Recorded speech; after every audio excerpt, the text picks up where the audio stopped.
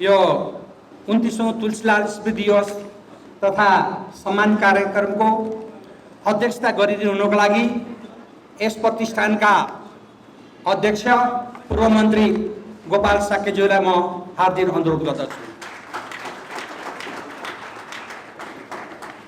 त्यस्तै हाम्रो निमन्त्रणलाई स्वीकार गरी यस कार्यक्रमको प्रमुख अतिथि हुनको लागि यहाँ पाल्नुभएका पूर्व राष्ट्रपति सम्माननीय विद्यादेवी भण्डारीज्यूलाई पनि प्रमुख अतिथिको आसन गरेर म हार्दिक अनुरोध गर्दछु।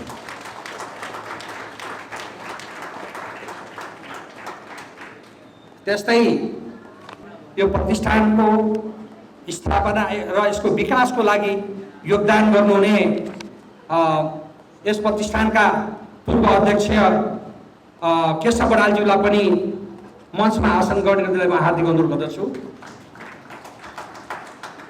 श्रीमती कमला अमात्य जो तुलसीलाल अमात्यका आफ्नो धर्मपत्नी र तुलसीलाल अमात्यलाई एउटा कठिन सङ्घर्षमा पनि साथ दिएर उहाँको एउटा हौसला दिने कमला अमात्य उहाँलाई सम्मान गर्नको लागि उहाँलाई हामीले कार्यक्रम भएको हुनाले उहाँका सुपुत्र डाक्टर दिवस अमात्यलाई पनि मञ्चमा आसन गर्नको लागि म हार्दिक अनुरोध गर्दछु। त्यस्तै भीमप्रसाद उपाध्याय उहाँ तुलसीलालको एकदम तुलसीलाललाई आपद पर्दा दरभङ्गा जतिखेर तुलसीलालजी दरभङ्गामा हुनुहुन्थ्यो, आर्थिक सङ्कटमा हुनुहुन्थ्यो, त्यसपछि त्यो स्थिति देखेर उहाँ भीमप्रसादजी दिल्लीमा हुनुहुन्थ्यो र तुलसीलाललाई दिल्लीमा तपाईँ यहाँ चाहिँ तपाईँलाई धेरै गाह्रो छ, तपाईँ दिल्ली आउनुहोस् म सहयोग गर्छु भनेर उहाँलाई भीमप्रसाद उपाध्यायले उहाँले तुलसीलाललाई दिल्ली बोलाउनु भयो र उहाँले हरेक हिसाबले राजनीतिक हिसाबले होस् चाहे आर्थिक हिसाबले धेरै सहयोग गर्नुभयो। उहाँको व्यक्तिगत एउटा जीविका चलाउनको लागि पनि उहाँ हाम्रो सचिव संस्थापक सचिव यस प्रतिष्ठानको र उहाँका सुपुत्री निमु बरालजीलाई म पनि मञ्चमा आसन गर्नको लागि म हार्दिक अनुरोध गर्दछु। अब हामी माल्यार्पण गर्नको लागि अगाडि बढिदिनु म हार्दिक गर्दछु र त्यस्तै आज सम्मानित हुनुहुने आजका हाम्रो सम्मानित व्यक्तित्व माधव कुमार नेपालज्यू र केशव बरालज्यू र बाँकी हाम्रा संरक्षक दिवस अमात्य र निरु बराललाई पनि अगाडि फोटोमा माल्यार्पण गरिदिनुको लागि पुष्पगुच्छ चढाउनको लागि म हार्दिक अनुरोध गर्दछु।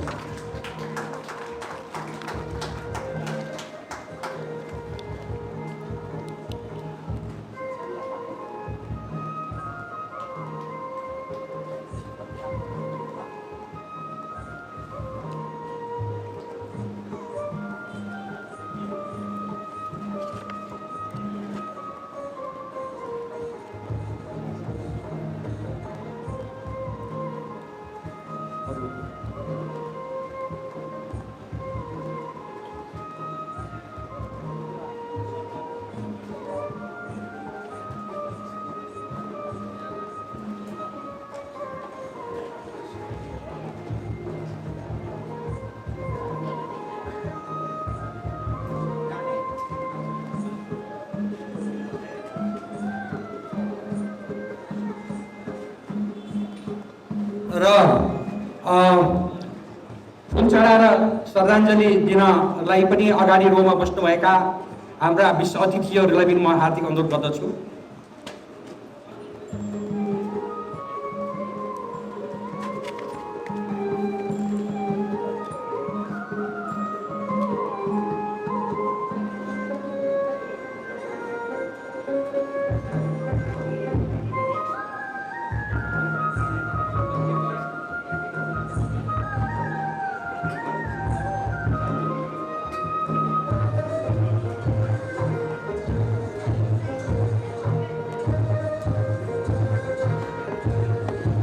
भाइ नरेन्द्र कुमार प्रसाई भन्नुपर्नेमा अन्यथा भएको लागि क्षमा प्राप्छु है, त्यसलाई सच्याए म।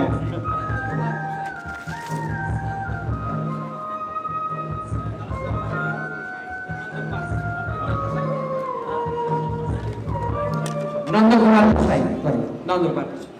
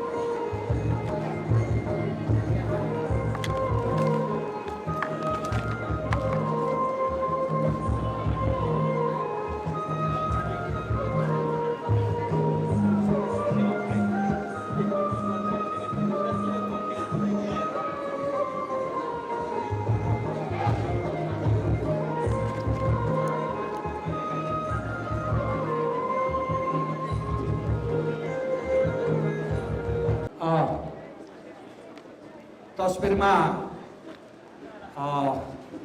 फुल चढाएर श्रद्धाञ्जली दिने कार्यक्रम। अब यसको लगत्तै हामी दिवंगत कमरेड तुलसीलाल अमात्य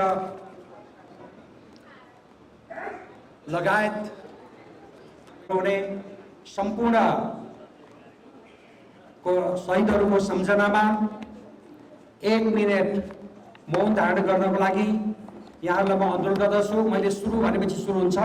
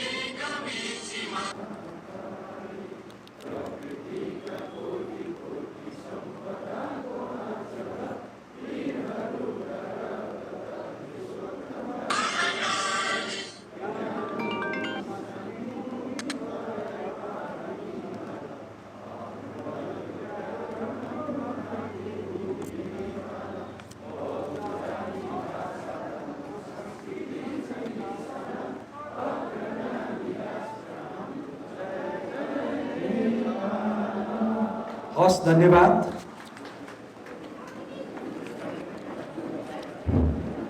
नेपालको लोकतान्त्रिक एवं कम्युनिस्ट आन्दोलनको नेता, नेपाल कम्युनिस्ट पार्टीका पूर्व महासचिव, नेपाल कम्युनिस्ट पार्टीका पहिलो संसदीय दलको नेता अखिल नेपाल किसान महासङ्घका संस्थापक अध्यक्ष, 2046 सालको जनआन्दोलनमा वाम मोर्चाको मानार्थ अध्यक्ष जननायक तुलसीलाल अमात्यको 29औं स्मृति दिवसको उपलक्ष्यमा म प्रतिष्ठानको तर्फबाट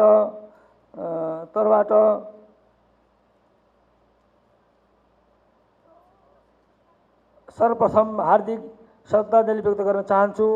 उहाँको आदर्श राजनीतिक जीवनबाट सधैँ अनुकरण गरिरहने प्रतिबद्धता व्यक्त गर्न चाहन्छु। तुलसीलाल स्मृति प्रतिष्ठानको 29औं स्मृति दिवसका सभापति तथा यस प्रतिष्ठानका अध्यक्ष गोपाल साकेज्यू, आजको स्मृति दिवस समारोहका प्रमुख अतिथि सम्माननीय पूर्व राष्ट्रपति विद्या भण्डारीज्यू, तुलसीलाल स्मृति प्रतिष्ठानका संस्थापक अध्यक्ष, नेपालका लोकतान्त्रिक एवं कम्युनिस्ट आन्दोलनका नेता, पूर्व प्रधानमन्त्री, हाल नेपाली कम्युनिस्ट पार्टीका सहसंयोजक माधव कुमार नेपालज्यू, तुलसीलाल स्मृति प्रतिष्ठानका पूर्व सभापति, पूर्व मन्त्री, नेपाली कम्युनिस्ट आन्दोलनका नेता, नेपाल कम्युनिस्ट पार्टी एमालेका पूर्व अनुशासन आयोगका अध्यक्ष केशव बडालज्यू, आज सम्मानित हुने प्रतिष्ठानका संस्थापक उपसभापति एवं कमला अमात्य तथा संस्थापक महासचिव भीमप्रसाद प्रति पनि श्रद्धा सुमन व्यक्त गर्न चाहन्छु। तुलसीलाल स्मृति प्रतिष्ठानका संरक्षक तथा तुलसीलाल अमात्यका सुपुत्र दिवस अमात्य तथा तुलसीलाल अमात्यका परिवारजनहरू र हाम्रो निमन्त्रणालाई स्वीकार गरेर यस कार्यक्रममा उपस्थित हुनुभएका नेपाली कम्युनिस्ट आन्दोलनका सम्मानित विशिष्ट नेताहरू तथा लोकतान्त्रिक आन्दोलनका नेताहरू, विभिन्न राजनीतिक पार्टी तथा प्रतिष्ठानबाट आउनुभएका अतिथिहरू, यस प्रतिष्ठानमा आयोजित जवाब तथा रक्तदान कार्यक्रम सफल पार्न सहभागी हुनुभएका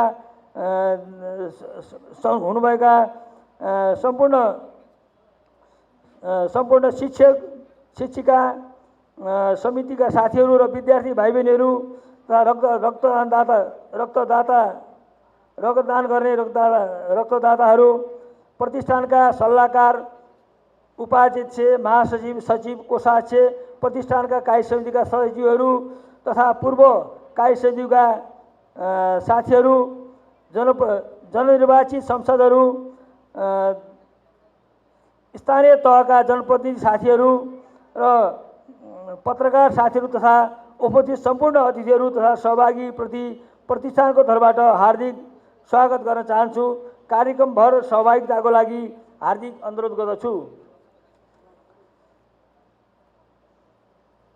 हाम्रा कतिपय कमजोरी तथा विदेशी प्रतिगामीको षड्यन्त्रका कारण नेपाल राष्ट्र र नेपाली कम्युनिस्ट आन्दोलन सङ्कटमा परिरहेको यस घडीमा हामी प्रतिष्ठानको तर्फबाट सबैलाई के अनुरोध गर्न चाहन्छौँ भने नेपाल र नेपालीको लागि ठुल्ठुला आन्दोलनको नेतृत्व गरेको हामीले गरिरहेका छौँ र नेपाली जनताको अधिकांश मागलाई सम्बोधन गर्ने गरी नेपालको संविधान निर्माण भएको छ। नेपालको संविधान निर्माण र त्यस संविधानको आधारभूत कुरालाई सम्मान गर्नेहरूसँगको एकता नै आजको आवश्यकता हो।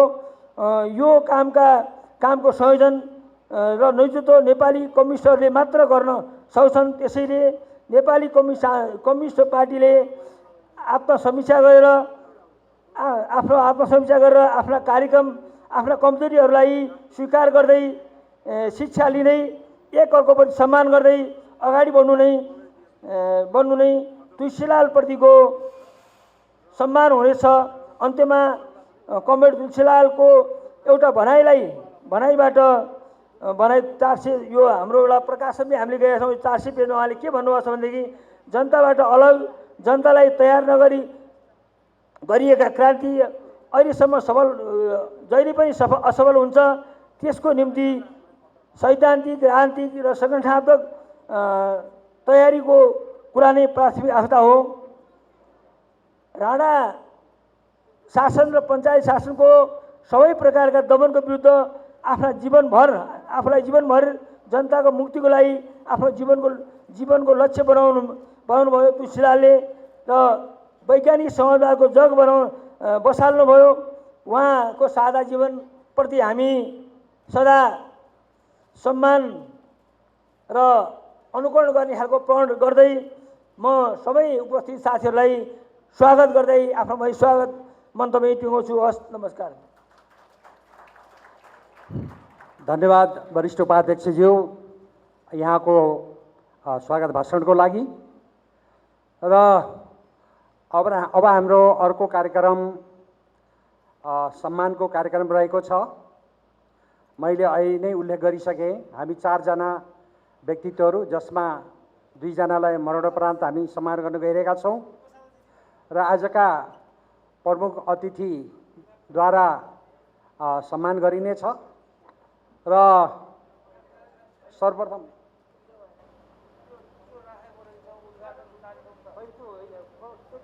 होइन, उद्घाटन थिएन त हाम्रोमा।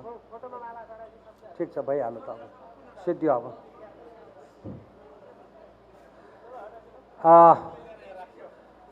मैले सर्वप्रथम म उद्घोषकले सम्मान पत्रलाई पढेर सुनाउँछु।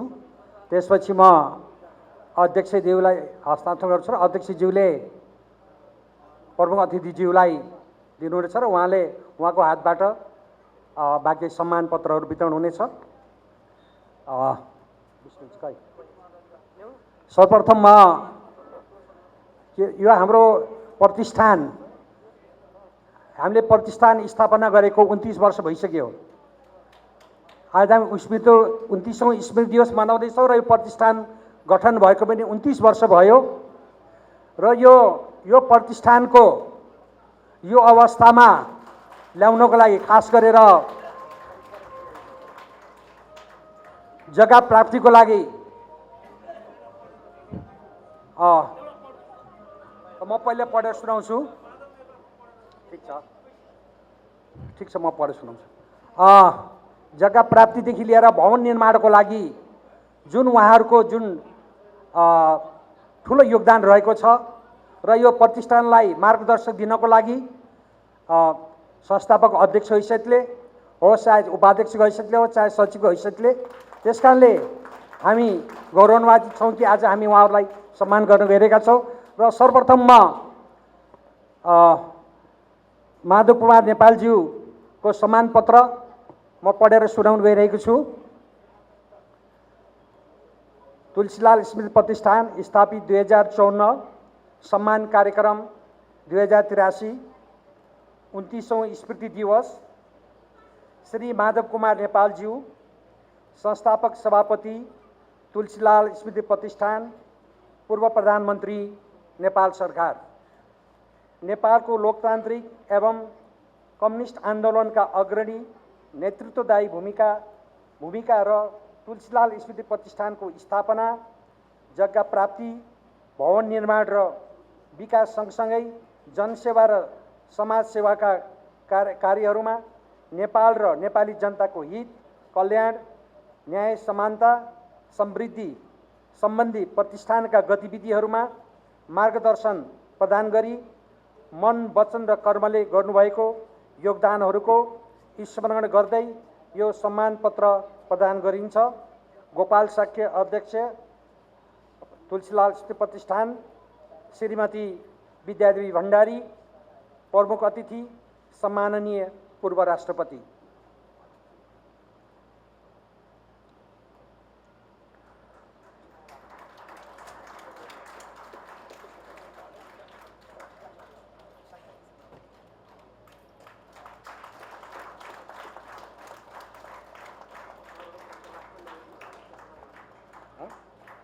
अध्यक्षलाई सोध्नु न।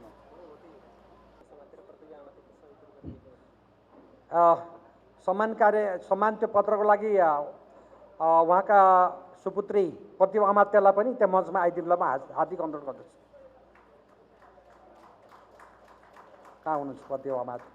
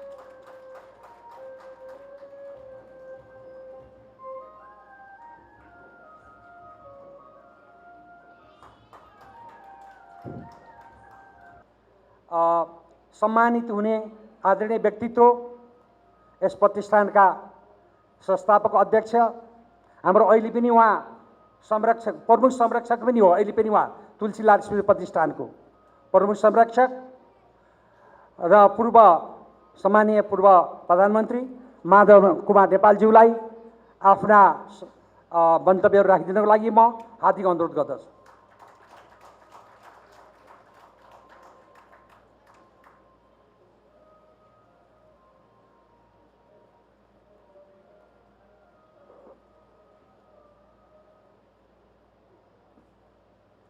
तुलसीलाल अमात्यको 29औं स्मृति दिवसको उपलक्ष्यमा आयोजना गरिएको यस सम्मान कार्यक्रमका अध्यक्ष,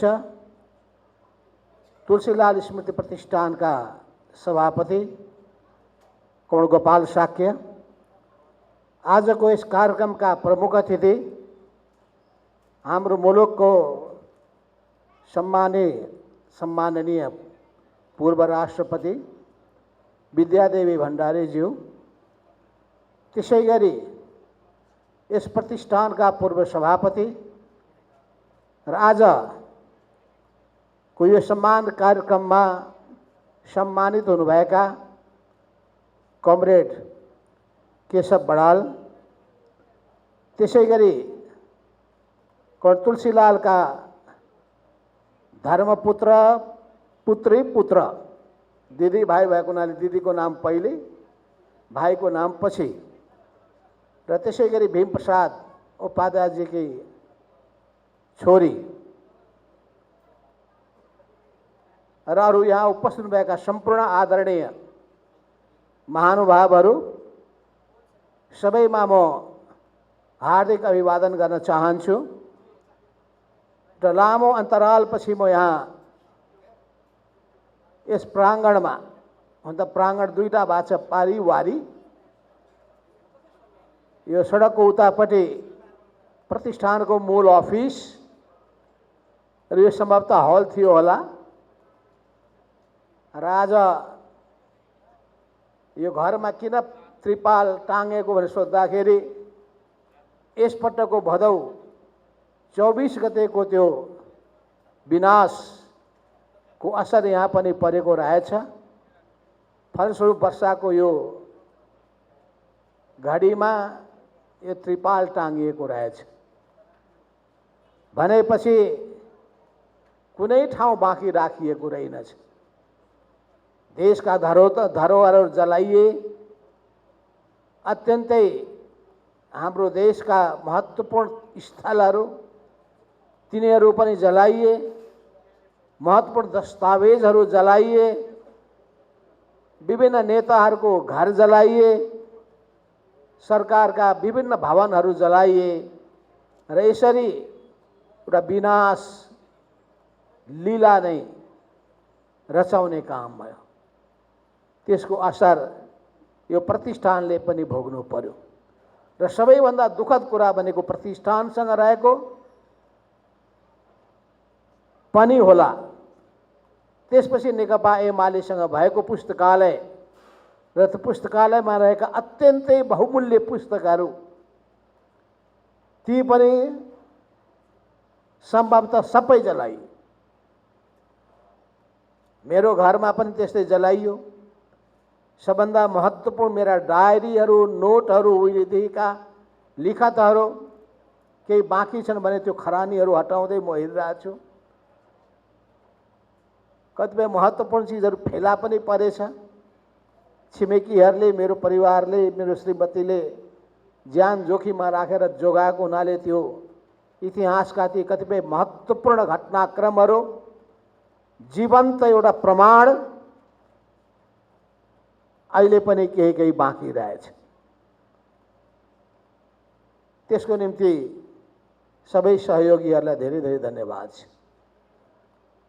आज तपाईहरुले मलाई सम्मानित गर्नुभएको छ, त्यसको निम्ति म प्रतिष्ठानलाई धन्यवाद दिन चाहन्छु। यो प्रतिष्ठान सुरु गर्दाखेरिको त्यो म घडी त्यो अवधि म सम्झिरहेको छु। हाम्रो बैठक कमर तुलसीलाल अमात्यको आफ्नै घरमा त्यही बस्ने गर्दथे। त्यहीका कोठाहरूमा हामीले अनेकौं बैठकहरूको आयोजना गरेका थियौँ र त्यो बैठकको आयोजना गर्ने सन्दर्भमा नै यसको निम्ति जग्गाको आवश्यकता महसुस गर्यौं। जग्गाको व्यवस्था, यहाँ जग्गा खाली छ भन्ने कुरा थाहा भएपछि तत्कालीन सरकारलाई हामीले आग्रह गरेर यो जग्गा तुलसीलाल प्रतिष्ठानको निम्ति हामीले प्राप्त गर्यौं। जग्गा प्राप्त गरेर मात्र हुने कुरो भएन, भवन पनि चाहिने। भवनको निम्ति कसलाई भनौं भनिसकेपछि भारतीय दूतावासका भारतीय राजदूतलाई मैले आग्रह गरेँ, प्रस्ताव हामीले पठायौं र हाम्रो घर भवन बनाउने एउटा नक्सा समेत पनि तयार गर्ने काम पनि गर्यौं। उहाँहरूको सहयोगबाट भवन पनि तयार भयो। भवन तयार भइसकेपछि कमर तुलसीलालको शालिग त अहिले ठिकै छ होला कि के छ शालिग? त्यो पनि ध्वस्त भयो। कुनै शालिग पनि जोगिएको रहेनछ। कमर तुलसीलाल अमात्यको शालिग पनि जोगिएन। हुँदा हुँदा चम्पादेवीमा भएको पुष्पलालको शालिग पनि टुक्रा टुक्रा गरियो। त्यसै गरी अरू नेताहरू, सम्भवतः बीपी कोइरालाको, गणेश मान सिंहको, कृष्ण प्रसाद भट्टराईको पनि शालिगहरूलाई छोडिएन। त्यो अत्यन्तै अपराधपूर्ण निन्दनीय कुराहरू हुन्। यो मुलुकको राजनीतिमा, मुलुकको इतिहासमा महत्त्वपूर्ण भूमिका निर्वाह गर्ने, हाम्रो आजको शान र मानलाई अगाडि बढाउने ती योद्धाहरूलाई हामी सबैले सम्मान गर्नुपर्दछ। जुन देशमा नयाँ पुस्ताहरूले पुराना पुस्ताको सम्मान गर्न सक्दैनन्, इतिहासमा महत्त्वपूर्ण योगदान गर्ने को हुन् को होइनन् भन्ने कुराहरू बुझ्न पनि सक्दैनन्, तिनीहरूको कदर पनि गर्न सक्दैनन्, जान्दैनन् भने त्यो भन्दा लाजमर्दो कुराहरू केही पनि हुँदैन। हामीले कस्तो पुस्ता जन्माएछौं, कस्तो पुस्ता हुर्काएछौं, कस्तो संस्कार दिएछौं, कस्तो संस्कृति सिकाएछौं, यो आफैलाई पनि सोध्न मन लाग्छ। हामी सबैले आफैलाई सोधौं, आत्ममन्थन गरौं। वास्तवमा ठीक कति भो, बेठिक कति भो, अरूको घर जलाउनेले सम्झुन् उनीहरूको घर जल्यो भने के हुन्थ्यो होला। अरूको परिवारमाथि हातपात गर्ने कामहरू भए, जलाउने कामहरू भए, हात काट्नुपर्ने अवस्थामा पुग्ने स्थिति बन्यो, त्यही आफ्नो परिवारका सदस्यलाई भइदिएको भए के हुन्थ्यो होला। यति पनि सोच्न नसक्ने हो भने के भन्नु र। त्यस हुनाले अहिले म त्यो विषयमा धेरै प्रवेश गर्न चाहन्न। म कमर तुलसीलालको बारेमा थोरै चर्चा गर्नेछु र कमर तुलसीलालको चर्चा गर्दाखेरि मैले तपाईहरुलाई आज एउटा नयाँ, तपाईहरुको निम्ति पुरानो पनि होला, नयाँ पनि होला कुरा बताउन चाहन्छु। 2008 सालमा अखिल नेपाल किसान संघको स्थापना गरियो। त्यस्तो संस्थापक अध्यक्ष कमर तुलसीलाल अमात्य हुनुहुन्थ्यो। उहाँले आफ्नो किसान संघको हेडक्वार्टर म जन्मेकै जिल्ला रौतहट जिल्ला, त्यसो हुनाले विथ अथोरिटी म भन्दैछु, त्यही रौतहट जिल्लामा उहाँले इनरवा भन्ने गाउँमा किसान संघको हेडक्वार्टर लानुभयो। त्यो गाउँमा बसेर उहाँले किसान आन्दोलन सञ्चालन गर्नुभयो। धेरै भन्दा धेरै किसानलाई, हजारौं हजार किसानहरूलाई गोलबन्द गर्नुभयो। किसानहरूका समस्याहरूलाई सम्बोधन गर्नुभयो, उनीहरूलाई आन्दोलनमा प्रेरित गर्नुभयो र त्यही ठाउँमा किसानहरूले अनेकौं आन्दोलनहरू गरे। उनीहरूले तमसुक च्यात्ने आन्दोलन सञ्चालन गरे। उनीहरूले त्यस बेलामा गरिबहरूलाई रे भन्ने भनिन्थ्यो, त भनेको थियो, तराईतिर रे भन्छन्। त्यो बेलामा अभियान सुरु भयो, रे नहीं जी कहो भन्ने आन्दोलन सुरु गर्ने कमरेड तुलसीलाल अमात्य हुनुहुन्थ्यो। उहाँ नै त्यो व्यक्ति हो। त्यतिखेर जमिनदारहरू जुङ्गा कसले पाल्नुभएको छ न तपाईँलाई भने होइन है, जुङ्गा पाल्नेहरूले जुङ्गा यसो तेल लगाएर सट्ट जुङ्गा देखाउने गर्दथे, शान देखाउने गर्दथे। त्यतिखेर सुरु भयो आन्दोलन, मुछ उखाडो आन्दोलन। जुङ्गा उखेल्देऊ, जुङ्गा उखेल्देऊ भनेपछि जुङ्गा सबैले खौरन थाले। मैले खौरेको होइन, त्यस कारण म पनि जुङ्गै पाल्ने मान्छे हो। जुङ्गा उखेल्ने आन्दोलन सुरु गर्नुभयो, रे नहीं जी कहो आन्दोलन सुरु गर्नुभयो। त्यसपछि तमसुक फाडो आन्दोलन सुरु भयो र त्यो आन्दोलनका अर्को अभियन्ता हुनुहुन्थ्यो हरिहर यादव, बारा जिल्लाको निवासी, त्यही नजिकैको छिमेकी।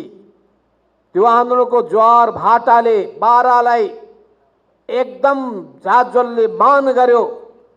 अनि त्यसपछि सर्लाही जिल्ला, बारा, सर्लाही र रौतहट आन्दोलनको एउटा महत्त्वपूर्ण केन्द्रको रूपमा 2008, 9, 10, 11, 12, 13 सालसम्म, 5 वर्षसम्म आन्दोलन पुरै चल्यो।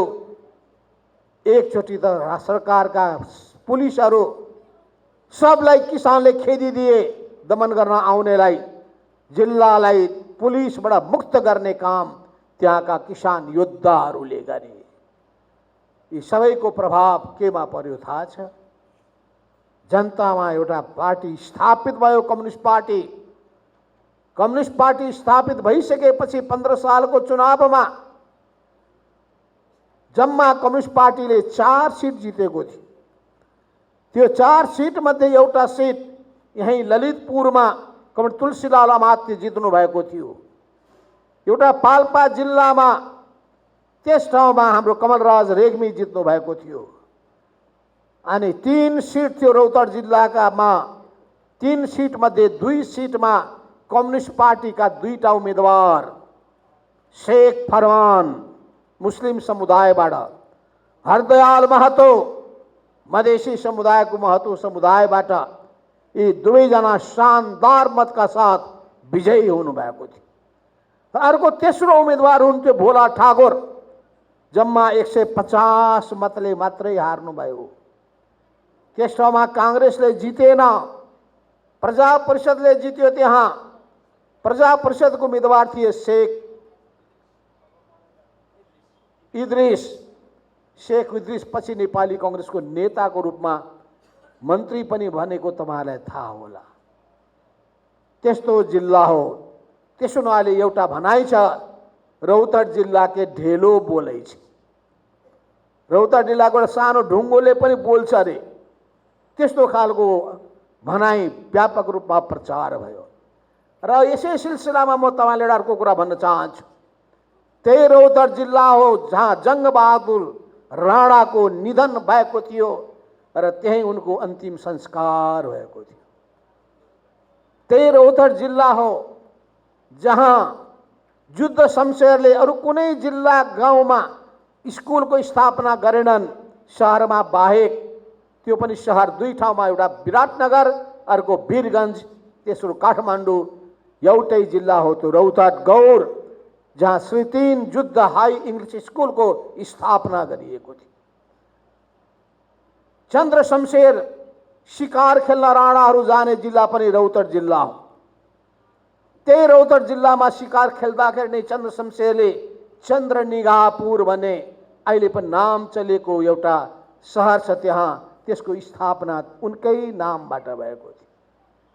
त्यहाँबाट त्यतिखेर 42 किलोमिटरको लामो बाटोलाई त्यो पनि अत्यन्तै चौडा बाटो बनाइएको थियो। त्यो बाटोलाई राजा हिँड्ने सडक अर्थात् मधेसमा भन्छन् रजैया सडक, रजैया रोड भनेर बनाइएको थियो।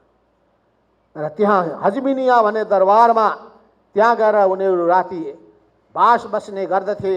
त्यसको छेउमा अर्को पुरानोमा दरबार चर्चित रहेको थियो। हो त्यस्तो इतिहास बोकेको त्यो ठाउँमा कमल तुलसीलालको कारणले गर्दाखेरि अनि त्यति मात्रै होइन, कम्युनिस्टहरूको एउटा अत्यन्तै उर्वर भूमि, एकातर्फ तुलसीलाल अमात्यको सङ्गठन बढिरहेको थियो, अर्कोतर्फ पुष्पलाल पछि विभाजन 22 सालमा विभाजन भइसकेपछि पुष्पलालको सङ्गठन बढिरहेको थियो, अनि यता विष्णुबहादुर मानन्दरको सङ्गठन बढिरहेको थियो। यस्तो खालको त्यो जिल्ला वामपन्थीहरूको उर्वर जिल्ला। त्यो जिल्लामा त्यतिखेर एक से एक त्यस्ता विद्वान व्यक्तिहरू, देशको मुख्य सचिव हुने जिल्ला पनि त्यही रौतहट जिल्ला थियो, नारायण बहादुर मानन्दर। त्रिचन्द्र कलेजको अत्यन्तै विद्वान प्रोफेसर, त्यो पनि मानन्दरकै भाइ के नाम हो, नारायण बहादुर र दाजुभाइहरू उनीहरू त्यही ठाउँका हुन्। अरुण सामी नाम सुन्नुभएको छ, डाक्टर अरुण सामी, धुस्वा सामी नाम सुन्नुभएको छ। उहाँहरू सबैको जन्मथलो पनि त्यही ठाउँ नै हो। प्रधान न्यायाधीश भएको जिल्ला पनि त्यही हो। प्रधान प्रहरीको प्रमुख आइजिपी प्रदीप शमशेरको जिल्ला पनि त्यही हो।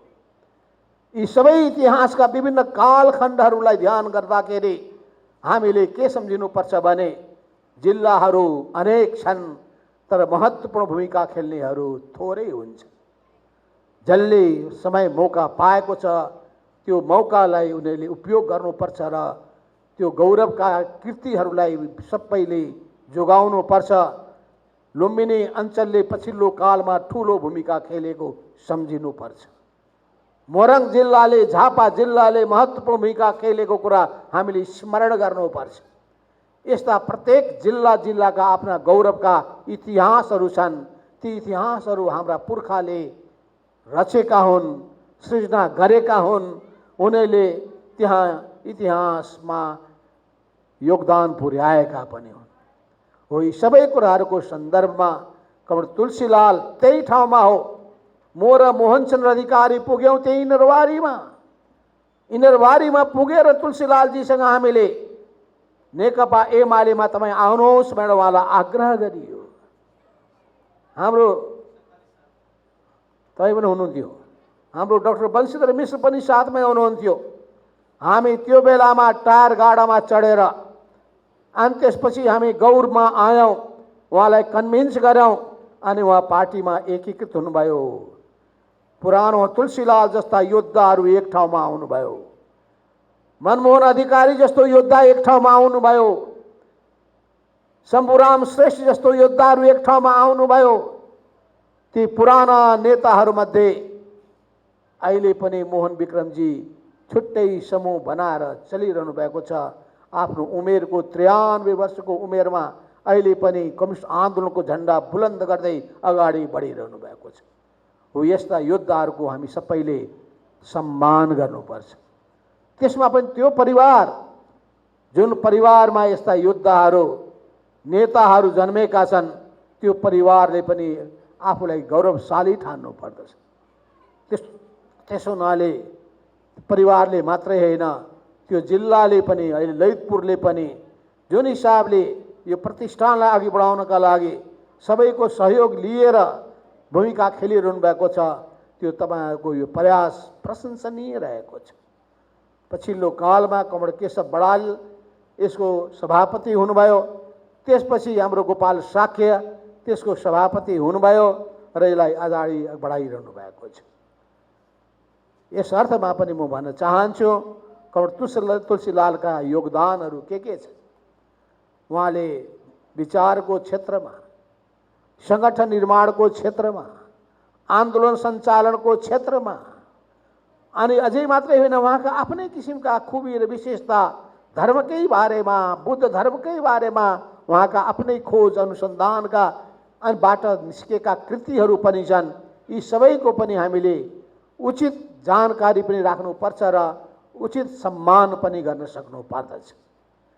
यस अर्थमा तुलसीलालजीले त्यो बेलामा पार्टीको ले उहाँलाई सम्मान गर्दै चीनको राजदूतमा नियुक्त पनि गर्यो र चीनको राजदूत भएर उहाँले राम्रो भूमिका पनि खेल्नुभयो। एकातर्फ तुलसीलाल अमात्य नेपालबाट चीनको राजदूतको रूपमा जानुभएको थियो भने पछि कमल कोइराला जस्ता पुराना योद्धा उहाँले दक्षिण कोरियाको राजदूत भएर पनि भूमिका निर्वाह गर्नुभयो। भरतमोहन अधिकारी जस्ता पुराना योद्धाहरू जो नेपालको राम्रो असल अर्थमन्त्रीको रूपमा भूमिका निर्वाह गर्नुभयो। सिद्धिलाल जस्ता योद्धाहरू जसले संसदमा मन्त्री भएर पनि भूमिका र योगदान पुर्याउनु भयो। यसरी पुराना पिँढीका एक से एक योद्धा र नेताहरूलाई हामीले स्मरण गर्नुपर्छ। र यही सन्दर्भमा म चर्चा गर्न चाहन्छु कि हाम्रा सुशील चन्द्र अमात्यजी अहिले धेरै उमेरले पनि पाको भइसक्नु भएको छ। स्मरण शक्ति पनि धेरै कमजोर भएको छ। पार्टीले उहाँलाई श्रीलङ्काको राजदूत बनायो। हाम्रो डाक्टर बंशीधर मिश्रले बङ्गलादेशको राजदूत भएर भूमिका निर्वाह गर्नुभयो। एक से एक योद्धाहरू यहाँ हुनुहुन्छ। विष्णुजी उहाँहरूले पनि राजदूत भएर जापानको राजदूत भएर भूमिका निर्वाह गर्नुभयो। तपाईहरुको सबैको अनुभवहरू हाम्रो सम्पत्तिहरू हुन्। त्यसो हुनाले देशलाई कसरी अघि बढाएर लिएर जाने, सबैभन्दा ठूलो कुरो देशको अस्तित्वको रक्षा कसरी गर्ने, देशको स्वाभिमान कसरी बचाउने, विदेशीहरूको क्रीडाभूमि बन्नबाट देशलाई जोगाउने कसरी, यो चुनौती हाम्रो सामुमा छ।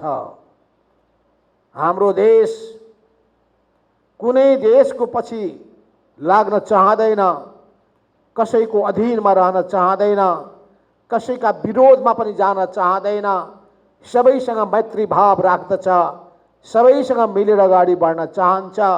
त्यसो हुनाले हाम्रा सबै मित्रहरू हुन् र मित्रहरूसँग हामी राम्रो सम्बन्ध राख्न चाहन्छौँ। हाम्रा कोही बैरीहरू छैनन् र हामी बनाउन चाहदैनौँ र हामीलाई पनि कसैले बैरी बनाउने गरी आपसी असमझदारी बढाउने गरी तान्ने कामहरू नगर्नु बेस पनि हुन्छ। यस अर्थमा पनि यो राष्ट्रियताको विषय हाम्रो देशको अत्यन्तै महत्त्वपूर्ण विषय भएको छ।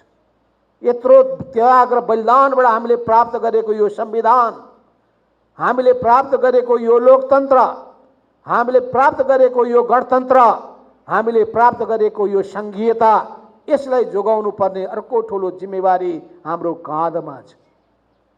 त्यसो हुनाले कमरेड तुलसीलालले जसरी देशमा लोकतन्त्रको निम्ति झण्डा बुलन्द गर्नुभयो, संयुक्त वाम मोर्चाको उहाँ मानार्थ अध्यक्षको हैसियतले उहाँले भूमिका खेलेर निर्दलीय निरङ्कुश पञ्चायती व्यवस्थालाई अन्त्य गर्नका लागि जसरी अगुवाई गर्नुभयो, उहाँ जस्तो योद्धा, साना प्रधान जस्तो योद्धा अझ हाम्रो बीचमा हुनुहुन्न। तर सँगसँगै हामीले जनताका पीर मार्काहरू, गरिबी, अभाव र बेरोजगारीले पीडित जनताहरू, त्यसै गरी अनेकौं समस्यामा परेका, चाहे ती मिटर ब्याज पीडित किन्न हुन्, चाहे सहकारी पीडित किन्न हुन् या सुकुम्बासी किन्न हुन्, तिनीहरूको समस्यालाई कसैले राज्यले संवेदनशील भएर हल गर्नुपर्नेमा आज मानिसहरू आत्महत्या गरेर मरिरहेको खबर सुन्दा हाम्रो मन चस्स पोलेर आउँछ। हो यी सबै कुराहरूको सन्दर्भमा पनि नेपालका वामपन्थीहरू यस मामिलामा गम्भीर हुनु जरुरी छ। सबै देशभक्तहरू गम्भीर हुनु जरुरी छ। सबै लोकतन्त्रवादीहरू गम्भीर हुनु जरुरी छ र यो देशको साझा इस्युमा, जनताको साझा सरोकारका विषयमा हाते मालो गर्दै अघि बढ्नु जरुरी छ र त्यस आधारमा यो मुलुकको अस्तित्व जोगाउने र स्वाभिमानको रक्षा गर्ने र परिवर्तनको दिशामा देशलाई लिएर जाने, समाजको रूपान्तरण गर्ने दायित्वलाई पूरा गर्ने, यस हिसाबले अघि बढ्ने काममा हामी सबै आफ्नो आफ्नो ठाउँबाट अगाडि बढौँ भन्ने आह्वान गर्दै कमरेड तुलसीलालप्रति हार्दिक सम्मान व्यक्त गर्दै, उहाँप्रति फेरि श्रद्धा सुमन व्यक्त गर्दै म आफ्नो मन्तव्य र मलाई यो सम्मान प्रदान गर्नुभएकोमा यस प्रतिष्ठानलाई धेरै धेरै धन्यवाद दिँदै आफ्नो भनाइ यहीँ टुङ्ग्याउँछु। धन्यवाद, नमस्कार। धन्यवाद। सम्मानित हुने व्यक्ति प्रतिष्ठानका संस्थापक अध्यक्ष सम्मानीय पूर्व प्रधानमन्त्री माधव कुमार नेपालज्यूलाई, उहाँले यो प्रतिष्ठानको जग्गा प्राप्तिदेखि लिएर भवन निर्माणको लागि गरेका विभिन्न प्रयासहरू र कमरेड तुलसीलाल अमात्यका योगदानहरूबारे प्रकाश पार्नुभयो। त्यसको लागि हामी हृदयदेखि धन्यवाद दिन चाहन्छौँ। र एउटा क्षमा प्रार्थी पनि छु, कहिलेकाहीँ यो मानवीय त्रुटि हुन्छ, यो प्रोटोकल भन्ने कुरा पनि ख्याल गर्नुपर्ने नै हो। त्यस कारणले यसलाई नियतवश भन्दा पनि यो मानवीय त्रुटिको रूपमा बुझिदिनु होला। अब म त्यसपछि केशव बडालजीलाई सम्मानित हुने अर्को व्यक्तित्व केशव बडालजीलाई यहाँ आएर आफ्ना मन्तव्यहरू राखिदिनुलाई म हार्दिक अनुरोध गर्दछु।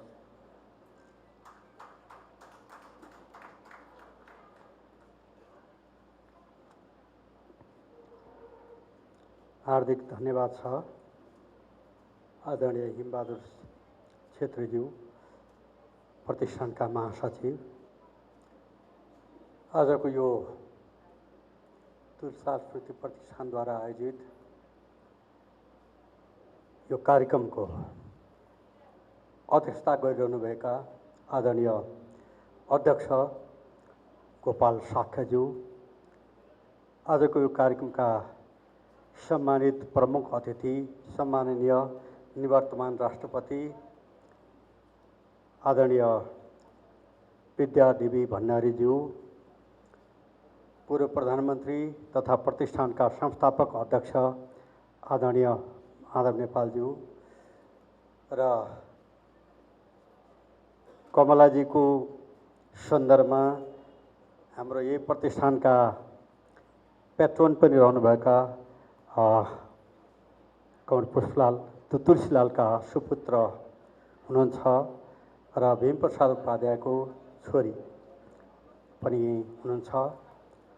र मेरो अगाडि मैले अति आदर गर्नुपर्ने, सम्मान गर्नुपर्ने नेपालको सामाजिक न्याय र सिँगै राष्ट्रिय स्वाधीनता, राष्ट्रिय एकता, राष्ट्रिय अखण्डता, सार्वभौमिकता, लोकतन्त्र र समृद्ध नेपालको निम्ति आफ्नो सम्पूर्ण जीवन समर्पित गर्दै गर्दै आउनुभएका आदरणीय व्यक्तित्वहरू पनि मैले देखिरहेको छु र भर्खरका नवजवान युवा विद्यार्थीहरू पनि देखिरहेको छ।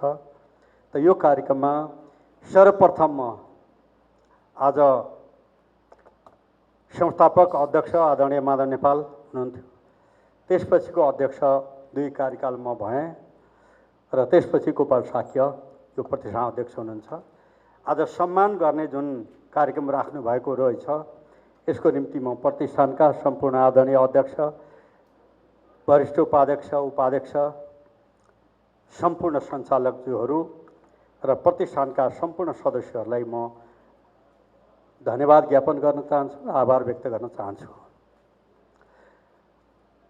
म धेरै लामो विषय भन्दा पनि यहाँ आइसकेका विषय म उठाउँदिनँ र म आजको सन्दर्भ आदरणीय कमरेड तुलसीलालसँगै सम्बन्धित भएको हुनाले उहाँसँग सम्बन्धित भएका र केही कुराहरू अलि यहाँ प्रश्न पार्न आवश्यक ठानेको हुनाले म उहाँकै बारेमा केही व्यक्त गर्न चाहन्छु। आदरणीय तुलसीलाल अमात्य, कतिपय साथीहरूलाई मेरो भनाइ चित्त नबुझ्न पनि सक्छ। कमरेड तुलसीलाल नेपाली कङ्ग्रेसमा हुनुहुन्थ्यो। उहाँले श्रमजीवी वर्ग, किसानको हक, अधिकार र इज्जत र स्वाभिमानको सन्दर्भमा एउटा डकुमेन्ट तयार पारेर बिपी कोइरालालाई देखाउन जानुभयो। उहाँले सबै पढिसकेपछि बिपी कोइरालाले नेपाली काङ्ग्रेसका नेता सुवर्ण शमशेरजीलाई एकचोटि देखाउनुहोस्, अनि तपाईँसँग कुरा गरौँला भनेर बिपीले भन्नुभएपछि, किन उहाँसँग मेरो लामो समय, म पनि किसान आन्दोलनसँगै गाँसिँदै पार्टी जीवनमा आएको हुनाले उहाँसँग धेरै भेट हुन्थ्यो र मेरो सबभन्दा अलि लामै छलफल सहितको भेट उहाँ दिल्लीमा हुनुहुँदाखेरि चाहिँ उहीँ गएर भेटेको पनि हो। र त्यसपछि 41 सालमा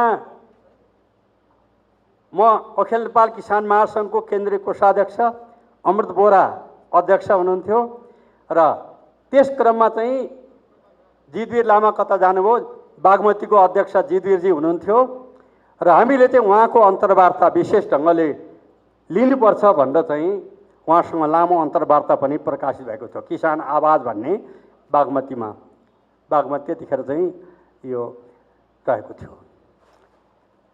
मैले सन्दर्भ यहाँ अघिदेखि उद्घोषकले उद्घोषण गर्न हुँदाखेरिदेखिको अहिले आदरणीय निवर्तमान प्रधानमन्त्री माधव कमरेडले बोल्नुभएसम्मको विषयलाई भरसक नदोहोरिने गरी तुलसीलाल अमात्य यही हामी जहाँ छौँ अहिले यहीँको 100 ठाउँमा जन्मिनु भएको मान्छे, सहरको पनि भित्री भागमा जन्मिनु भएको व्यक्तित्व र नेपालमा मास्टर्स गर्ने अर्थशास्त्रमा चाहिँ एमए गर्ने उहाँ दोस्रो मान्छे। उहाँभन्दा पहिले एकजना राणा समथिङ, मैले नाउँ बिर्सेँ अहिले, मात्रै पास गर्नुभएको थियो सिँगै नेपालबाट र 2टा विषयमै मास्टर्स गर्नुभएको मान्छे, सहरमा जन्मेको मान्छे। तर उहाँ किसानप्रति, किसान हक अधिकार इज्जत र स्वाभिमानप्रति अत्यन्त संवेदनशील सुरुकालदेखि नै हुनुहुन्थ्यो। जब 8 सालमा कम्युनिस्ट पार्टीमाथि प्रतिबन्ध लाग्यो, नेपाली कङ्ग्रेसका नेता मातृका प्रधानमन्त्री भएकै बेलामा प्रतिबन्ध लागिसकेपछि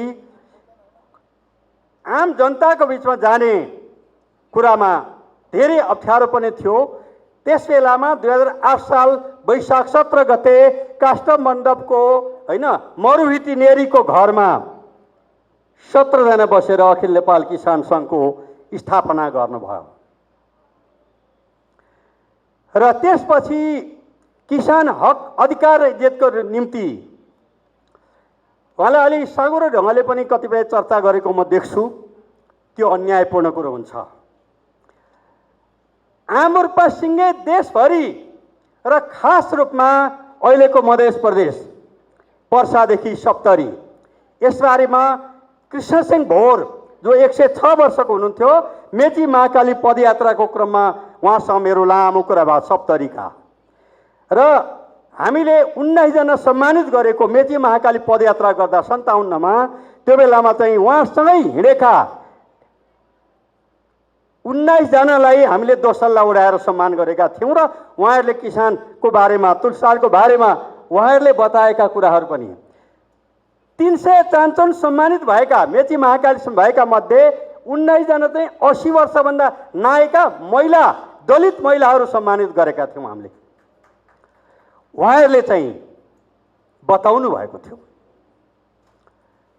त्यसले गर्दा त्यो 8 सालपछि सुरु भएको आन्दोलन खास रूपमा पर्सादेखि सप्तरीसम्म आम रूपमा सिँगै देशभरि भीमदत्त पन्तलाई 10 साल जुन हत्या गर्ने काम भयो, नेपाली सेनाले नसकेर इन्डियाबाट सेना मगाएर हत्या गर्ने काम भयो, त्यो पनि त्यही आन्दोलनको एउटा श्रृङ्खला थियो।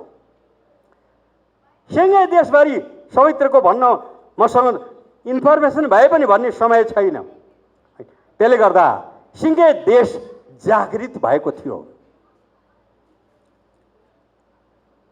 उहाँले त्यो किसान आन्दोलन अगाडि नबढाएको भए कम्युनिस्ट पार्टीमाथि प्रतिबन्ध लागेको फुक्का गर्ने परिस्थिति पनि 13 सालमै नआउन सक्थ्यो। त संयोगले 2013 सालमा टङ्कबहादुर आचार्य प्रधानमन्त्री भएपछि कम्युनिस्ट पार्टी माथिको प्रतिबन्ध खुल्ला गरियो र त्यही बेलामा कसैले नाम लिन चाहँदैन टङ्कप्रसादको, किनभने उनका मान्छे, उनका वरिपरिका मान्छे थोरै छन् भनेर। बलेको आगो ताप्ने निभेका आगो कसले ताप्छ र? तर टङ्कप्रसाद आचार्यकै बेलामा पहिलो नम्बरमा कम्युनिस्ट पार्टीमाथिको प्रतिबन्ध फुक्का गर्नुभयो। त्यसपछि राष्ट्र ब्याङ्कको स्थापना गर्नुभयो, पञ्चवर्षीय योजना सुरु गर्नुभयो, निजामती कर्मचारी ऐन अब स्थापना भयो 2013 सालमा। तर तपाईँहरूले यो टङ्कप्रसाद आचार्य सम्झनु, टङ्कप्रसाद आचार्य र तुलसीलालको बिचमा बडो राम्रो सम्बन्ध थियो। धेरैलाई थाहा छैन। श्रमिक वर्गको हक अधिकार इज्जत र स्वाभिमानको पक्षमा दलित दाजुभाइ दिदीबहिनीहरूको चाहिँ हक अधिकार र इज्जतको सवालमा तराईका ललितपुरको सोठोमा जन्मेको मान्छे मुसहर, चमा, डोम, खद्बे, हलखोर लगायतका चाहिँ अत्यन्त पछाडि परेका समुदायको बिचमा सुकुलमा बसेर रातभरिभरि प्रशिक्षण गरेर जागृत गर्ने काम तुलसीलालले गर्नुभयो। त्यो सङ्घर्षको श्रृङ्खला सबै भन्न भ्याइँदैन। धेरै कुराहरू आदरणीय माधव कमरेडले भन्नुभयो। बारा जिल्लाको गडौलमा मुखलाल महतोको हत्या गरियो, 100 भन्दा बढी घाइते भए र सयौं गिरफ्तारीमा परे र त्यो स्थितिपछि रौतहटमा सबै तमसुक च्यातेको होइन, जाली तमसुक च्यात्ने काम त्यो बेलामा जतिखेर दिनभरि काम गरेको ज्याला 12 पैसा दैनिक थियो। 12 पैसा दैनिक ज्याला भएको बेलामा 50 लाखको तमसुक रौतहटमा, 50 लाखको जाली तमसुक, अहिलेको मिटर ब्याजी जस्तै जाली तमसुकहरू जलाउने कामहरू भयो। 15 दिन जति रौतहट चाहिँ करिब करिब मुक्त घोषणा पनि भयो। 15 दिन जति राज्यको उसबाट, किन जनता जागृत भएका थिए, स्थानीय जनता जागृत भएका थिए। त्यही क्रममा सङ्घर्षको क्रममा 10 सालमा भीमदत्त पन्तको हत्या गरियो। हत्या गरे पनि नपुगेर डडेलधुराको त्यो सदरमुकाममा बाँसको टुप्पामा उहाँको काटिएको टाउको झुन्याएर हाम्रो विरोध गर्नेहरूको दशा यही हुन्छ भनेर चाहिँ 1 महिनासम्म त्यो टाउको चाहिँ निकै अग्लो बाँसमा चाहिँ राखेर टङ्गाउने कामहरू भयो। र यो अखिल नेपाल किसान सङ्घको पहिलो सम्मेलन रौतहटमा भयो 9 सालमा, दोस्रो सम्मेलन धनुषामा भयो 11 सालमा, तेस्रो सम्मेलन पोखरामा भयो 2027 साल असोज 25, 26, 27 गते, जसको अध्यक्ष आदरणीय अमृत बोहरा हुनुभयो। र यसरी त्यसपछिको चौथो सम्मेलन सप्तरी जिल्लामा सायद नेपालको इतिहासमा पहिलोचोटि 3 लाख भन्दा बढी मान्छेको उपस्थितिमा, त्यहाँको त्यो हलमा, त्यो टुँडीखेलमा छेउ पनि अट्ने थिएन। नेपालको इतिहासमा पहिलोचोटि सडकको उत्तर दक्षिण चाहिँ 500 मिटरमा चाहिँ ठुलो पर्दाबाट देखाउने काम भएको थियो। पहिलोचोटि हो त्यो भएको चाहिँ चौथो सम्मेलनले चाहिँ मलाई अध्यक्ष बनायो। यही किसान आन्दोलनको र किसान आन्दोलनमा 41 सालबाट केन्द्रीय कोषाध्यक्ष, 47 महासचिव र 54बाट अध्यक्ष भएको हुनाले किसान हक अधिकार इज्जतको निम्ति कमरेड तुलसीलालले गर्नुभएका योगदानको बारेमा मसिनोसँग अध्ययन गर्ने मौका पनि प्राप्त भयो। र यो स्थिति हामीले बिर्सनु नहुने। 15 सालको चुनावमा अखिल नेपाल किसान सङ्घका आदरणीय अध्यक्ष तुलसीलाल यही ठाउँबाट जित्नुभयो। अखिल नेपाल किसान सङ्घका केन्द्रीय कोषाध्यक्ष पाल्पाबाट जित्नुभयो कमलराज रेग्मी, शेख फरमान र हरिदाल महतो रौतहटबाट जित्नुभयो। तर त्यो बेलामा मोहन विक्रम पनि उम्मेदवार हुनुहुन्थ्यो, कमरेड पुष्पलाल पनि उम्मेदवार हुनुहुन्थ्यो, अरू पनि धेरै हुनुहुन्थ्यो। 15 सालको चुनाव कम्प्लिट हुँदा त 16 साल लागेको थियो। त्यसमा चाहिँ काङ्ग्रेसले 6 लाख भोट पायो, 74 सिट जित्यो र कम्युनिस्ट पार्टीले 1,29,000 भोट पायो, 4 सिट जित्यो। र 15 सालको कम्युनिस्ट पार्टीको दलको नेता आदरणीय तुलसीलाल मात्य हुनुहुन्थ्यो। त्यो संसदमा दलको नेताको हैसियतले उहाँले खेल्नुभएको भूमिका पनि अत्यन्त तपाईँ हामीले सम्झनु पर्ने मूल्यवान विषयहरू उहाँले विचार राख्नुभएको छ। र त्यसपछि 19 सालमा नेपाल कम्युनिस्ट पार्टीको तेस्रो महाधिवेशनबाट चाहिँ महासचिवमा निर्वाचित हुनुभयो। र त्यसपछि एउटा शब्द मैले भन्नुपर्छ, तुलसीलाल र पुष्पलाल मैले दुवैलाई अत्यन्त आदर गर्ने हो, तर उहाँहरू मिल्न सक्नु भएन। मैले यो सन्दर्भ अहिलेको नेपालको सन्दर्भमा, अरू धेरै कुरो म भन्दिनँ, उहाँहरू मिलेको भए यो देशको स्थिति यति ढिलो हुँदैन थियो। एक अर्को कुरो 33 सालको दसैँको टिकाको दिन पुष्पलाल कमेडीसँग चाहिँ बनारसमा शान्ता मानेलजी यहीँ हुनुहुन्छ र नवमीको दिन मोदन प्रसिद्ध र शान्ता मानेलजीसँग चाहिँ 12 घण्टा छलफल भयो। 33 सालको दसैँको टिकाको दिन पुष्पलाल कमेडीसँग मेरो लास्ट भेट, अन्तिम भेट पनि त्यही भयो। लामो कुरा भयो। मैले यो सन्दर्भ तपाईँहरू नमिल्नुको कारण के हो भन्न पनि मैले राखेको थिएँ। 12 घण्टा लामो छलफल भएको थियो। त्यसपछि 35 सालमा त उहाँ गइहाल्नुभयो र 46 सालको आन्दोलनपछि तुलसीलाल कमेडी एउटै कमिटी बसेर काम गर्ने मौका मिल्यो। साना प्रधान पुष्पलाल नभए पनि एउटै कमिटी बसेर काम गर्ने मौका मिल्यो। मनोहर अधिकारी एउटै कमिटी बसेर काम गर्ने मौका मिल्यो र नेपालको कम्युनिस्ट आन्दोलनको र नेपालको किसान आन्दोलनको सन्दर्भमा यी कुराहरू अलिकति चाहिँ सही ढङ्गले विश्लेषण अलिक कम भइराखेको छ भन्ने मलाई लागेको छ। यसबारेमा थुप्रै लेखकहरू, व्यक्तित्वहरू, अनुसन्धाताहरू मैले अगाडि देखिराखेका छु। उहाँहरूको ध्यान पनि जाओस् भन्ने म अनुरोध गर्न चाहन्छु। र यो प्रतिष्ठानले कृषि र सहकारीको क्षेत्रमा भूमिहीन किसानको हक, अधिकार, इज्जत र स्वाभिमानको क्षेत्रमा काम गर्ने भनेर यहाँ म अध्यक्ष भएकै बेलामा विशेष निर्णय गरेको छ र यसको आधार त्यसतर्फ केन्द्रित हुने भनेर भनेको छ। तर आज पनि काठमाडौँमा सुकुम्बासी बस्तीमा नेपालको इतिहासमा कहिल्यै कहीँ नभएको नेपालको 2500 वर्ष लामो इतिहास छ। कतिले 240 भन्छन्। या त ती अज्ञान हुन् या त उनीहरू भनेको चाहिँ पूर्वाग्रही हुन्। 2500 वर्षको इतिहास छ।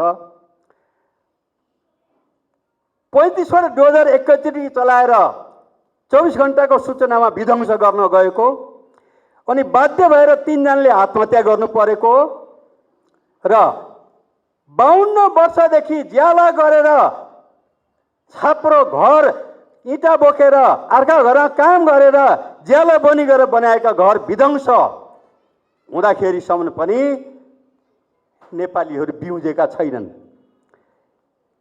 सिङ्गे नेपालीहरू बिउजिनु पर्ने बिउजेका छैन। कम्युनिस्ट पार्टीहरू बिउजेका छैनन्।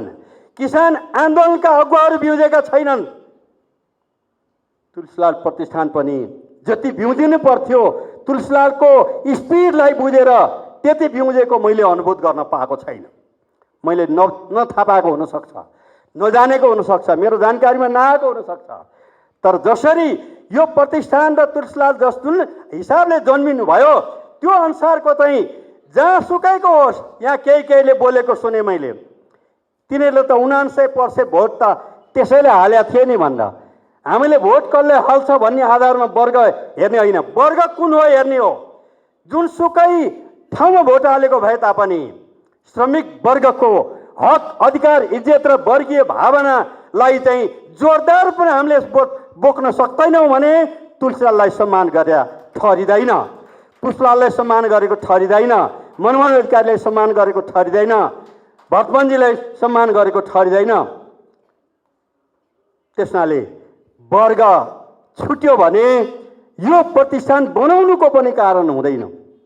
त्यसनाले वर्ग अर्को कुरा, हाम्रो देशको विकास र गतिशीलताको निम्ति चाहिँ एक्लै राज्यले पनि सक्दैन, एक्लै निधिले पनि सक्दैन, एक्लै सहकारीले पनि सक्दैन भनेर 3 खम्बे अर्थनीति भनेर वर्तमान संविधानमा 601 जना मध्ये अलिअलि जाँगर भएको मान्छे मध्ये म पनि हो। हामीले त्यो संविधानमा राखेका छौँ 3 खम्बे अर्थनीति। र अहिले सहकारीमा 30,000 प्राइमेरी सहकारी छन्, 18वटा विषयगत केन्द्रीय सङ्घ छन् र त्यसमध्ये केही सहकारीलाई बिगार्ने उद्देश्यले सहकारीमा गएका 30,000 मध्ये 300वटामा अहिले राज्यले 153 मात्रै निकालेको छ। 300मा समस्या हो। त्यो भनेको 0.9% घटीमा समस्या हो। तर सबै सहकारी खराब हो भन्ने ढङ्गले चाहिँ यो हलमा भएका हामीहरू मध्येको दिमागमा पनि त्यही छ कि भन्ने मलाई शङ्का लागेको छ। यो क्षेत्रले राज्यको एक सुका लगानी नगरिकन चाहिँ 1 लाखलाई डाइरेक्ट रोजगारी दिएको छ। 56% 75 लाख सिआर सदस्य मध्ये 56% महिला दिदीबहिनीहरू त्यसका सदस्य हुनुहुन्छ। मुसहर, चमार, डोम, खद्दे, हलखोर, राउटे, कुसुन्डा, चेपाङहरू चाहिँ त्यसको चाहिँ अगुवाईमा गरिराख्नु भएको छ, राष्ट्रिय सम्मान प्राप्त गरिराख्नु भएको छ। यसमा राज्यका केही मान्छेले संरक्षित गरेका केही व्यक्तित्वहरूले गर्दा सहकारीमा केही समस्या भएको छ। 0.9% अथवा 1% भन्दा घटीमा समस्या आउने बित्तिकै कुनै पनि क्षेत्र खत्तम हो भने अनि ब्याङ्किङ क्षेत्र ब्याङ्कले निरीक्षणको निम्ति वार्षिक 1 अर्ब खर्च गर्छ, तर चाहिँ त्यसले हेर्ने भनेको चाहिँ 153 ब्याङ्क र वित्तीय संस्था हो। त्यहाँ 1% 5% प्रब्लम भएको छ, सहकारीमा 1% हो, तर सहकारी खत्तम भनेको छ। यो विषयमा प्रतिष्ठानले नियमित छलफल बहस इत्यादि गरेर जागरण दिएर विज्ञप्ति जारी गरेर यथार्थ के हो भन्ने कुरो चाहिँ जनताको बिचमा लानु आवश्यक छ भन्ने मलाई लाग्छ। किनभने यो हामी कहिलेकाहीँ भेला हुनुको निम्ति वर्षको जति कसैलाई सम्मान गर्नको निम्ति बनेको होइन, यो वर्गको निम्ति हो र वर्ग बिर्सियो भने यो प्रतिष्ठान कम्युनिस्ट पार्टीहरू कुनै पनिको अर्थ हुँदैन। वर्ग बिर्सिएपछि ती संस्थाहरूको हुनु नहुनुको कुनै अर्थ नहुँदैन। र अहिले चाहिँ करिब 1 दशक यता आएर वर्ग बिर्सेको छ कम्युनिस्ट पार्टीले, तर तुलसीलाल प्रतिष्ठानले बिर्सनु हुँदैन। अलिअलि कम सम्झिया छ भने पनि पर्याप्त सम्झिने आधार खोज्नु पर्दछ, अनि मात्रै वास्तविक रूपमा आदरणीय तुलसीलाल अमात्यजीको सम्मान हुन्छ, वास्तवमा कमलाजीको सम्मान हुन्छ, वास्तवमा भीमप्रसाद उपाध्यायजीको सम्मान हुन्छ। यदि हामी वर्ग बिर्स्यौँ भने उहाँहरूप्रति सम्मान गरेको ठहरिँदैन। यो बारेमा हामी सबै अलिकति बिउजौँ है भन्ने मैले निवेदन गर्न चाहेको। त्यसैले आज सर्वप्रथम त भीमप्रसादजी हुनुहुन्न, कमलाजी हुनुहुन्न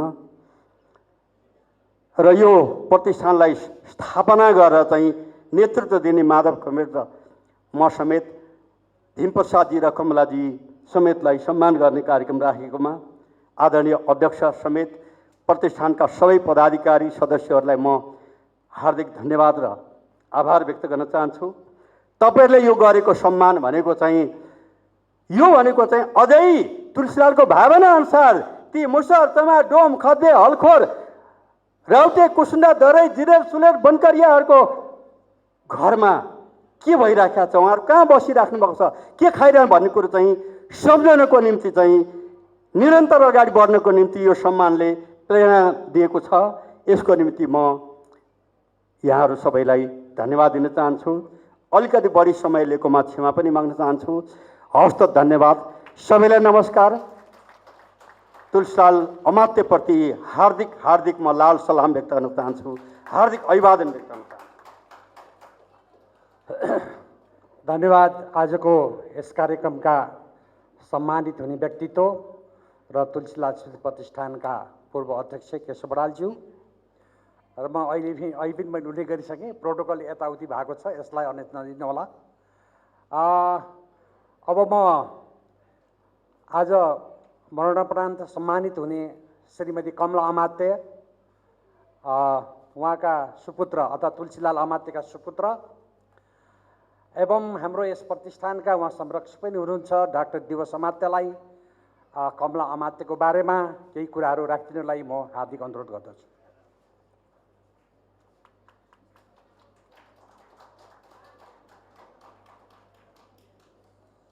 धन्यवाद।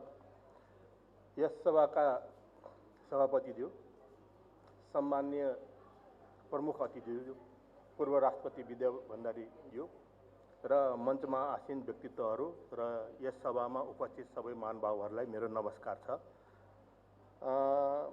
कमला अमात्य यसरी हेर्ने हो भने एउटा साधारण महिला जसले तुलसीलाल अमात्यसँग जीवन बिताए, उहाँहरूसँग बसे भन्ने देखिन्छ। तर उहाँको इतिहासमा गहिराईले खोज्ने हो भने उहाँका परिवार भन्नाले माइती तरफका परिवार पनि कम्युनिस्ट पार्टीमा पहिलेदेखि आबद्ध थिए, बिहा हुनेभन्दा पहिलादेखि आबद्ध थिए। उहाँका भाइ बुहारी भाउजू भनौँ, दाई भाउजू र भाउजूका भाइ कम्युनिस्ट पार्टीमा आबद्ध थिए र उहाँका बहिनीहरूको यही कारणले होला सायद उहाँका बहिनीहरूको बिहा पनि कम्युनिस्ट पार्टीसँग सम्बन्धित व्यक्तिहरूसँगै भए। कमला अमात्यज्यूले उहाँले जिन्दगीभर बाको साथ मात्र दिनु भएन कि उहाँले एउटा कम्युनिस्ट पार्टीमा नै राम्रोसँग लाग्नुभयो र उहाँलाई यदि कमला अमात्यज्यूले यदि तुलसीलाल अमात्यज्यूलाई त्यो बेलामा पूर्ण रूपले सहयोग गर्न नभएको भएदेखि सायद तुलसीलाल अमात्य आज तुलसीलाल अमात्य हुन्थेन होला जस्तो लाग्छ। उहाँले नि पुरा आर्थिक घर चलाउने व्यवहार पुरा उहाँले गर्नुभयो र हामीहरूलाई पनि त्यति हुँदै पनि त्यस्तो स्थिति हुँदै पनि हामीहरूलाई सबै बच्चाहरूलाई पढाउनु भयो, कुनै किसिमको कमी राख्नु भएन र यो जो तुलसीलाल अमात्यज्यूको एउटा जिन्दगीमा आर्थिक समस्याहरू आउँछ त्यो बेलामा उहाँले राम्रोसँग साथ दिनुभयो। आफूले लुगा सिएर भए पनि उहाँलाई त्यो बेलामा एउटा समर्थन गर्नुभयो। यदि त्यो नभएको भएदेखि जीवन चलाउन सायद अति गाह्रो हुन्थ्यो होला। सायद उहाँले आफ्नो जीवनभरि नै यो बाटोमा चल्न सक्नुहुन्थ्यो कि चल्न सक्नुहुन्थेन कि कस्तो हुन्थ्यो त्यो भन्नै गाह्रो हुन्छ। त्यसैले मैले के देख्छु भनेर भन्दाखेरि एउटा महिलाले आफ्नो परिवारलाई चलाउनको लागि कसरी योगदान दिए, यो योगदान सिर्फ एउटा परिवार होइन कि एउटा कम्युनिस्ट पार्टीको पूर्ण रूपले कम्युनिस्ट पार्टीलाई समर्पित भएर गर्नुभयो। यदि इतिहास हेर्ने हो भने बनारसमा जब कम्युनिस्ट पार्टी एक थिए त्यो बेलामा 11 जनाहरू सबैजनाहरू सँगै हुनुहुन्थ्यो। उहाँले सबैजनालाई खाना पकाएर खुवाउनुहुन्थ्यो र त्यति गरेर पनि आफू कलेज गएर बनारसमा हुँदै उहाँले म्याट्रिक पास गर्नुभयो र त्यो कलेज पनि जोइन गर्नुभयो। यसले के देखिन्छ भन्दाखेरि मान्छेले आफूले गर्न खोजेपछि के हुँदैन र खालि मान्छेको पार्टीप्रति एउटा आफ्नो किसिमको देन हुन्छ। कसैले पूर्ण रूपले पार्टीको सदस्य भएर लाग्छ भने कसैले साइडमा बसेर भए पनि एउटा पार्टीको लागि आफ्नो जीवन दिन सक्छ। मैले के भन्ने कुरा यही हुन्। यही भएर आज हाम्रो प्रतिष्ठानलाई तुलसीलाल स्मृति प्रतिष्ठानलाई उहाँलाई मृत्यु उपरान्त भए पनि सम्मान गर्नुभएकोमा म धेरै धेरै धन्यवाद ज्ञापन गर्न चाहन्छु। धन्यवाद।